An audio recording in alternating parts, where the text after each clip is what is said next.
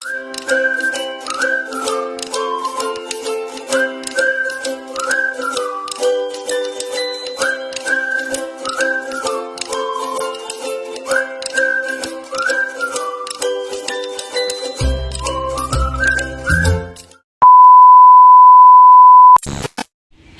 mga langka! Hello mga kakiti! So ayan, another day, another vlog, another ganap for today. So ayan mga langka, breakfast tayo, magkape tayo. And then, go on na tayo kung ano yung gagawin natin for today. So ngayon siguro, ang uunahin ko mga langga is yung aking eyeglass. Kasi naano na siya, nasira na siya, pero dinikitan ko lang ng shoe glue, so na okay pa naman, pero ngayon wala na talaga siya mga langga. So render na talaga siya. Hindi na ako makakita pag wala yung eyeglass ko, reading glass ko lang siya. So yan muna siguro ang uunahin ko for today. So ayan na nga, mag-start na tayo sa ating routine, sa ating gawain. So ayan na, mag-breakfast tayo. Tapos, today is Saturday. So, walang pasok. So, si Kuya Zian, walang pasok. Ayan na nga, mag-ano muna tayo. Arrange muna natin itong pinggan mga langga. Ayan. Arrange tayo ng pinggan. Kasi si Jing, nasa taas si Jing. Ito si Sarah na hilot-hilot kay Madam. Kasi mga langga, si Madam, gising Madam paggabi. Tulog yan siya pag umaga. Iba ang routine ni Madam sa kanyang pagtulog. Kaya kami, kakagising lang namin, si Madam, patulog pa lang. Kasi may insomnia yan siya. So, nandun si Sarah sa kwarto ni Madam. Pislit-pislit, naghilot-hilot. Tapos si Jing din, parang nag-ano ng breakfast ni Madam. So ayan, tayo na lang din muna dito sa kusina mga langga. Hindi pa ako tapos naghugas. No, ko Lord. That's our daily life. So ayan na nga.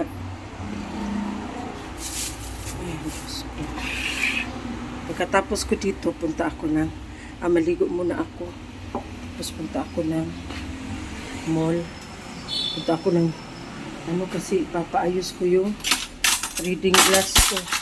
Kasi mga langga, paano tayo mag-edit niyan kung wala akong reading glass. Hindi ako makakakita. Hindi ako wala talaga as in yung mga letter nagsapaw-sapaw. Nagsapaw-sapaw ang mga letter, mga langga. Ayan na pala si Jing. Naglabas na naman si Jing na lulutuin niya for lunch. Wala pa! Inayos ko lang muna dito ba?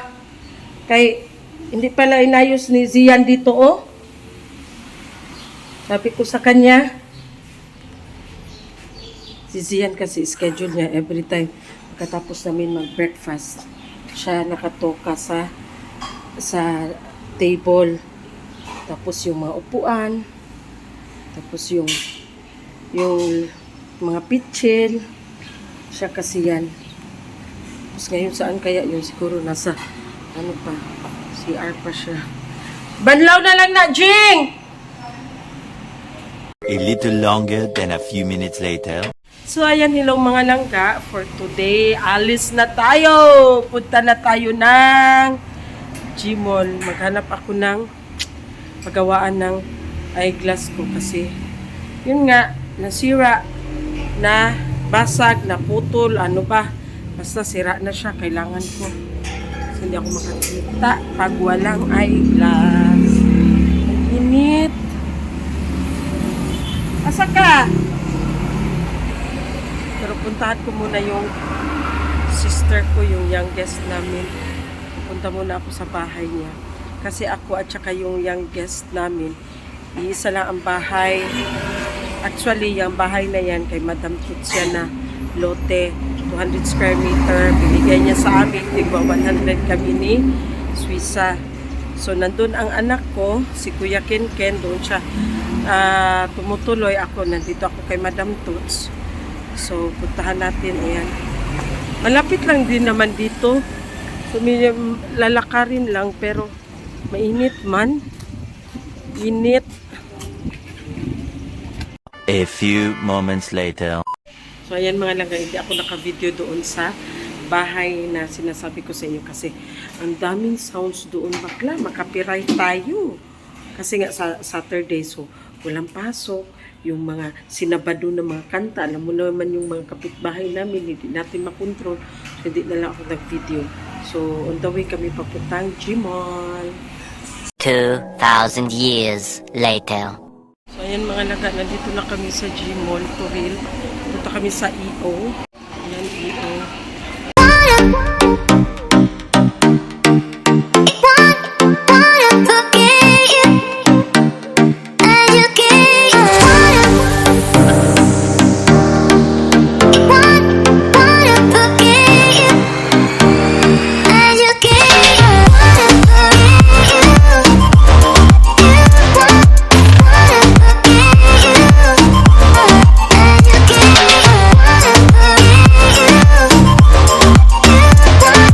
Lipat kami dito sa kabilang ano nila, outlet nila. Kasi meron din ng isa na malaki sa kabila.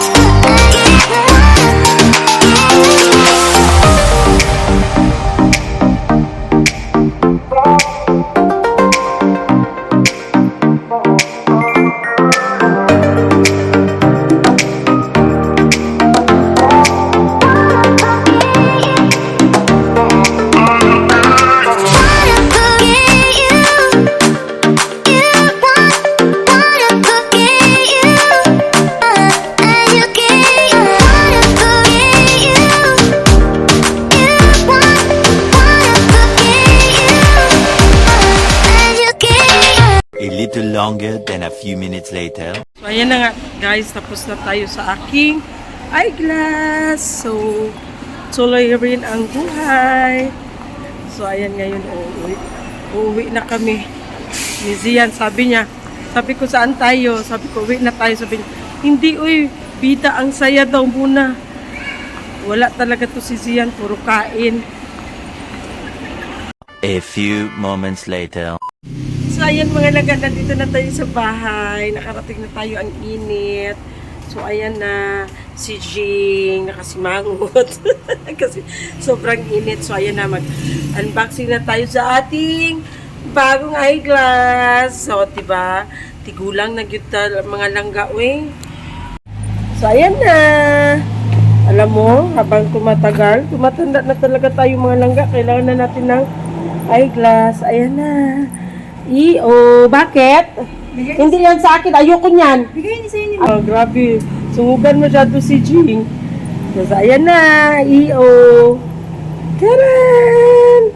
Ching! Ayan ang kulay blue. Karen! Ayan na mga langga. Ang ganda na ng ating eyeglass. Ayan na. May anti-rad na din siya. So, pwede na natin magamit.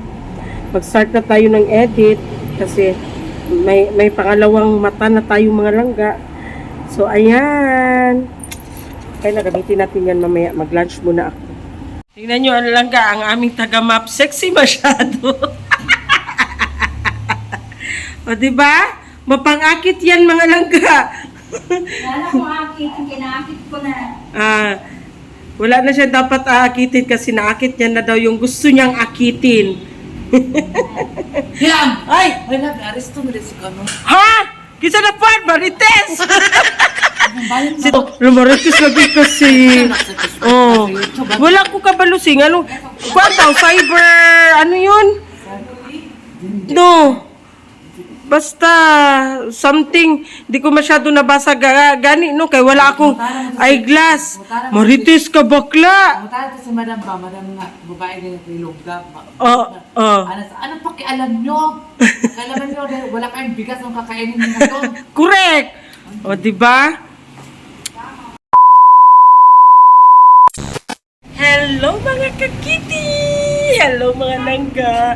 So ayan for today is puntahan natin si Maday kasi may bayaran ako. Bayaran natin ang ating utang. Joke lang. May hatid ako. So, hintayin natin ang ating motor. Ang ano ni Swissa, ang adopted ni Swissa, ang hihintayin namin. Hihintayin namin Ayan ang na. aming Lamborghini guys. Na among Lamborghini guys. Ang among service. Ang among driver. A little longer than a few minutes later. Ay guys, kain tayo dinner. Na ano ako, parang nag-acid reflux ako ba? Parang naumay ako. Tapos nag-inom ako ng omeprazole. Tapos 30 minutes naman. Kailangan ko na kumain. Parang naumay ako pa. Makita ko ang ulam ba? Parang maumay ako. Dito na muna ang ulam ko mga langga. Oh. Tarang! Ginamos. Ang ginamos. Pakita ako sa inyo. Kain tayo. Ginamos. Parang nag-acid reflux ako pa. Ano ako sa mga karni-karni. Mas gusto ko pa ginamos. Ginamos. Sabihin mo si Madam Sarah kung nagkain na si Madam Sarah. Ginamos tapos makakamay ka lang. Kain tayo. Diba? Sarap. Ginamos.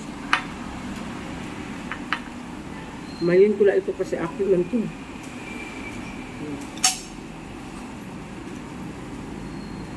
Sarap.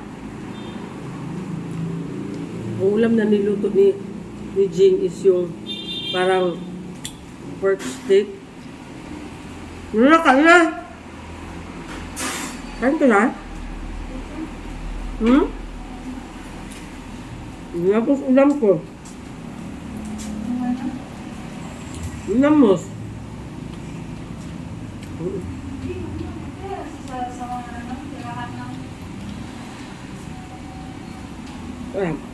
Doon ka galing sa kwarto niya?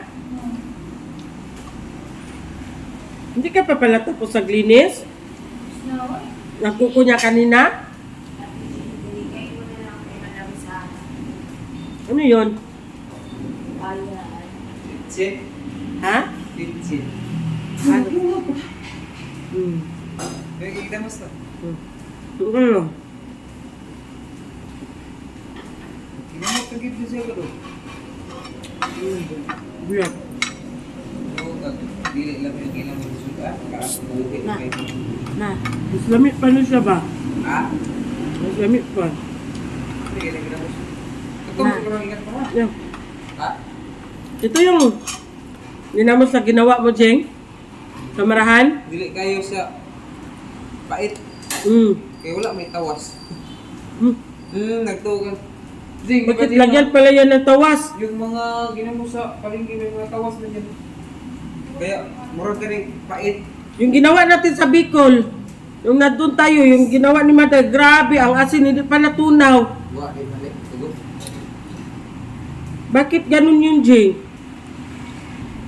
Style ko rin ba daw? Ha? Ma. Nasubra ang asin. Sobra ang asin. Dami kinakain.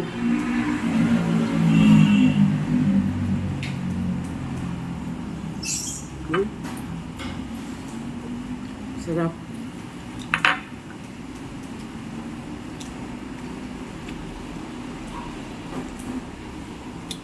Saan si Madam Sarap pala?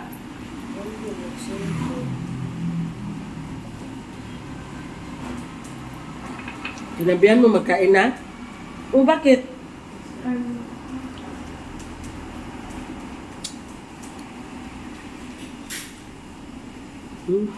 Yup.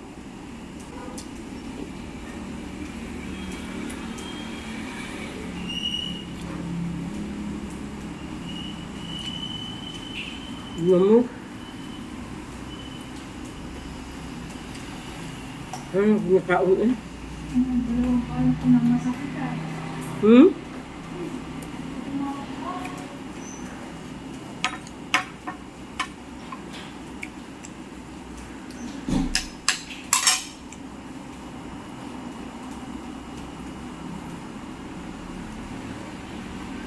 Busog na ako.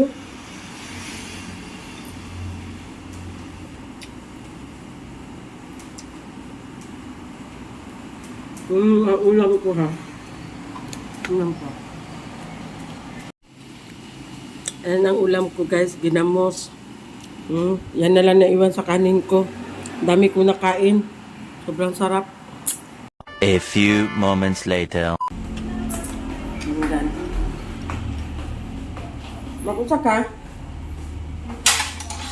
Ha? Uy, ang bangos. Sarap. Busog na busog ako mga langga. Ginamos bites na. Sarap ng ginamos. Nagawa ni Jing. Si Jing ay nagawa ng ginamos. Isang ano yun, isang malaking garap yung ginawa ni Jing na ginamos dun sa farm. I mean sa marahan pala yun. Marahan pala yung ginawa niya na ginamos.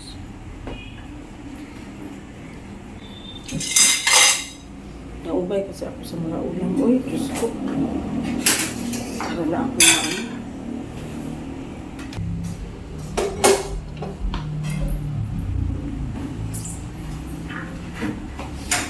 Diba? Solve. Solve ang panihapon mga langga. Solve ang panihapon. Solve ang panihapon. Gusto itong birthday nito. Ano yung mga langga? Nakapos natin mag-dinner. Nakas ng pinggan again. Kanina, nagpunta ako kina Maday. Hindi na pala si Maday. Kaya hindi ako nakapag-video. Kasi wala si Maday. Nandun is yung anak lang ni Maday si Ron. Doon ko na lang binigay kay Ron ang inapit ko doon.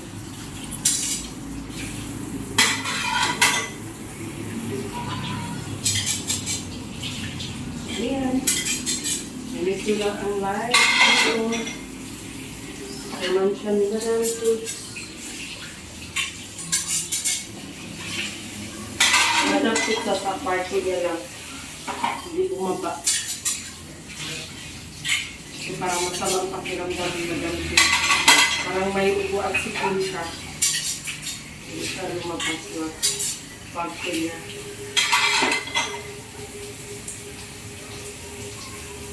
Ayan ba?